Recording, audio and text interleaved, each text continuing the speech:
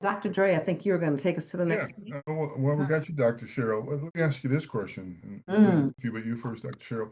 Can you share a moment when a bold vision changed the course of your life or your team slash organization you were leading? Okay, I'm going to go personal on that one. Okay. And young. Okay. Okay. All right. Personal and young.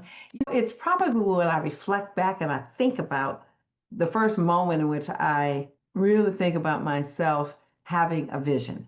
Mm, And the vision was for me to be the majorette at mm, my school. And the thing with that is that I had been exposed, and at my high school, I've been exposed to twirling a baton when I was like in maybe first grade. And mm, I had no further training, but I had my own little fat toy baton. But somewhere in my vision, I took on this notion that I wanted to be a majorette. And okay. I had this vision that I wanted to be a majorette. Well, our school had a band over 100 people, and they only had one majorette. And Wow. I was bused to my school. But in somewhere in my essence, I wanted to be this majorette. And so I was practicing and I would share this vision with others. And they would say, girl, ain't nobody gonna let you be no majorette at that school. The school was predominantly white school. I was bused to that school. And they say, hey, not gonna have no little black child, bust black child lead that band. Mm, But my vision supported me in looking beyond my circumstances to the possibility that I might be able to do this. And I remember going to the tryouts, the people I was trying out against having beautiful majorette outfits and boots to go with them, and uh, titles of competitions they had won for the state and so on and so forth. And I sat there with a little top and a pair of gym shorts and tennis shoes. And but in my mind, I had this vision that this is something I wanted to do. mm. And